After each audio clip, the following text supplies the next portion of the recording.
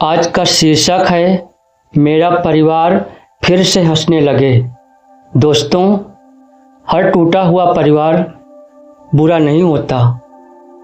कई बार रिश्ते नहीं, हालात टूट जाते हैं। आज की कहानी किसी अमीर या गरीब की नहीं, बल्कि ऐसे परिवार की है जहां पति भी सही था और अपनी जगह पे पत्नी भी सही थी, लेकिन पैसों की कमी ने दोनों की मुस्कान छीन ली थी। अगर आपके घर में भी कभी पैसों को लेकर तनाव हुआ है तो यह कहानी शायद आपके दिल तक पहुँचे। नमस्कार दोस्तों, आप सुन रहे हैं पवन 888 PR स्टोरी। कहानी शुरू होती है उत्तर प्रदेश के एक छोटे से गांव से। एक पिता की संघर्ष से भरी जिंदगी। रवि पिछले 10 साल से स्कूल की वैन चलाता था। सुबह बच्चों को स्कूल छोड़ना, दोपहर में वापस लाना, यही उसकी दुनिया थी। उसकी पत्नी पूजा सिलाई का काम जानती थी। उनके 2 बच्चे थे, बेटी रिया और बेटा आरव। दोनों उसी स्कूल में पढ़ते थे जहां रवि वैन चलाता था। स्कूल की तरफ से फीस में राहत मिल जाती थी, इसलिए किसी तरह घर चल रहा था।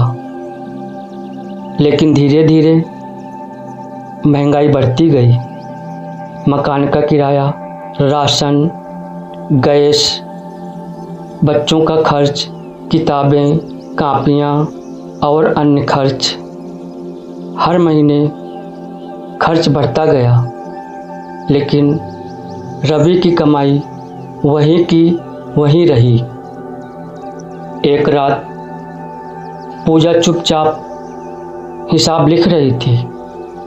कुछ देर बाद उसने कॉपी रवि के सामने रख दी।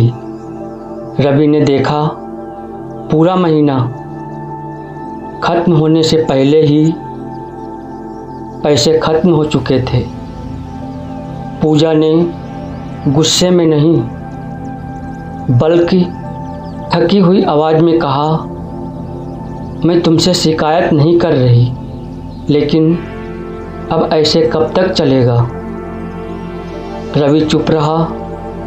उसे पता था कि पूजा गलत नहीं कह रही।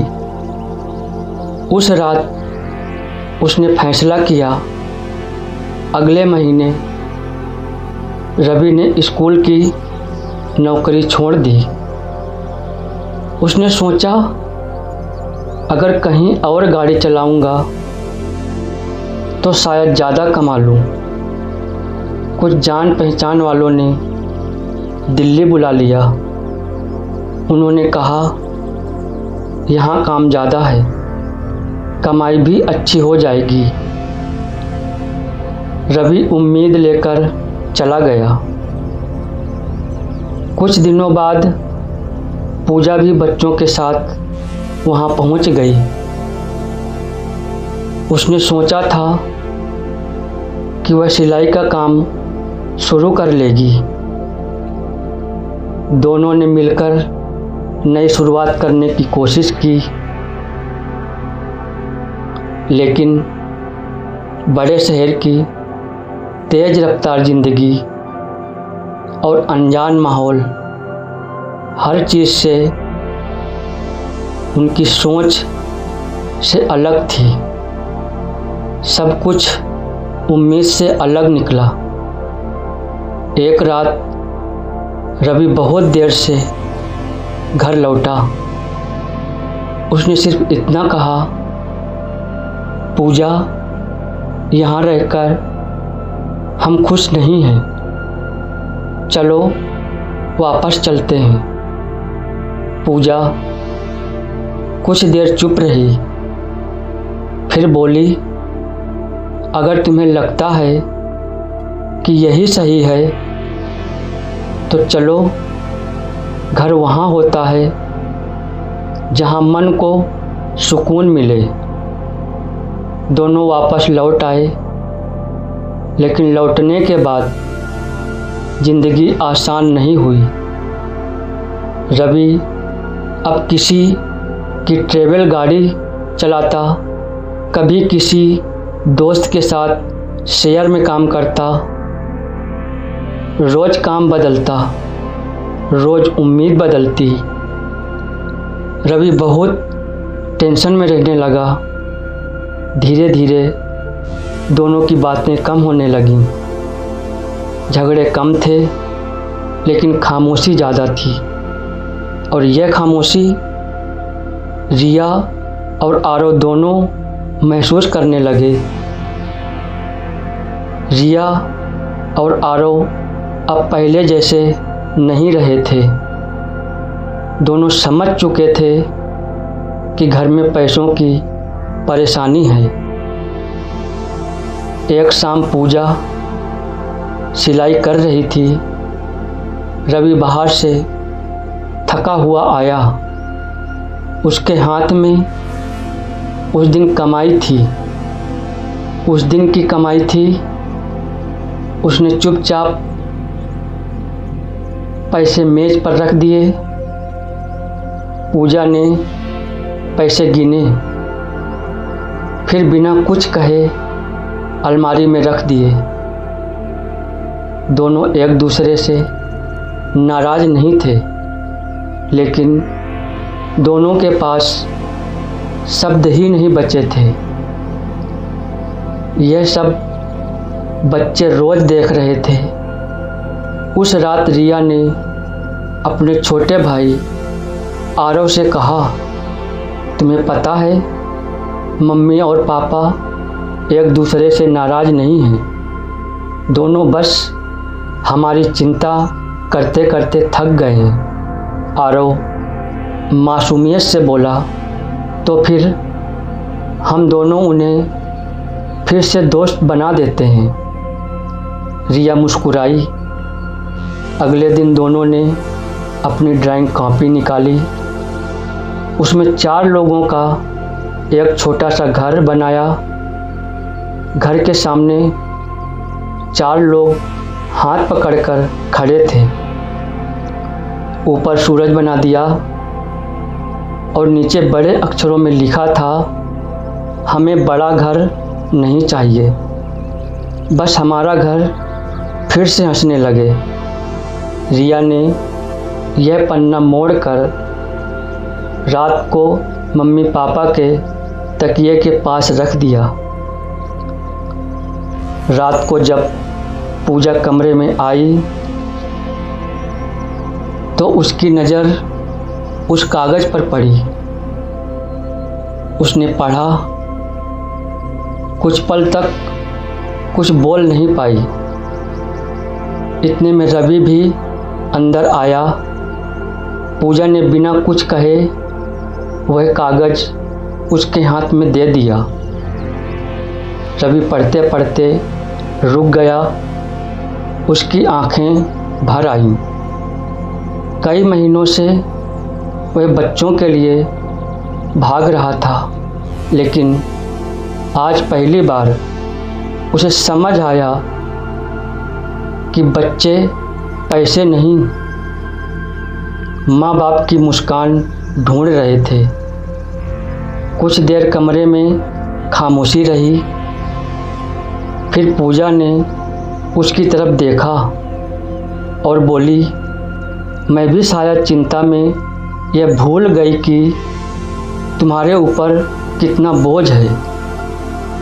हम दोनों एक दूसरे से नहीं, हालात से लड़ रहे थे। रवि ने पहली बार मुस्कुराते हुए कहा, कल से फिर कोशिश करेंगे,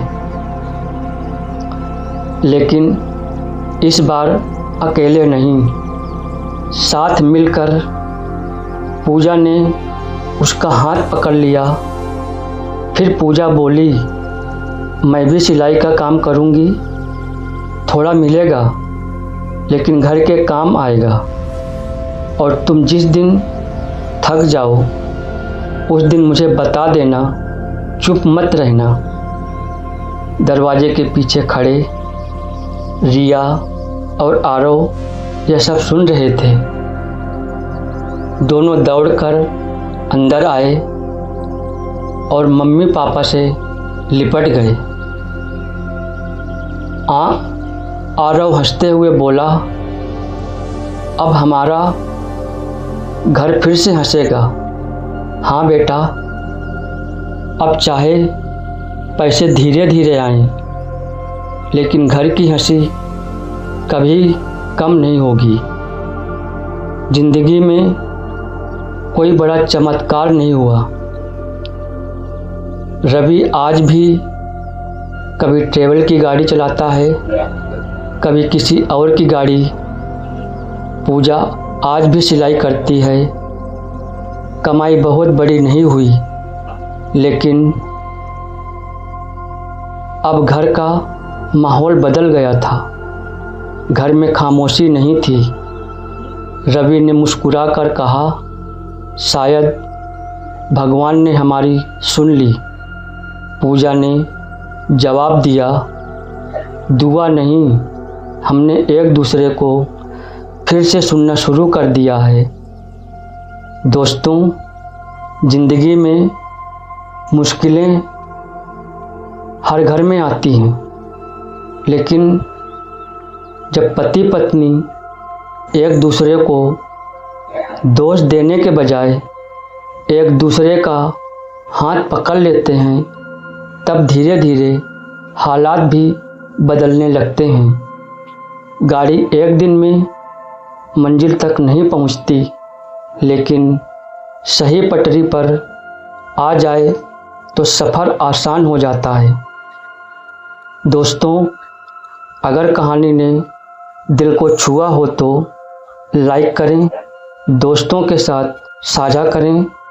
ऐसे ही भावनात्मक कहानी सुनने के लिए पवन 888 PR स्टोरी को सब्सक्राइब करना ना भूलें। इससे हमें प्रोत्साहन मिलता है। धन्यवाद। जय हिंद।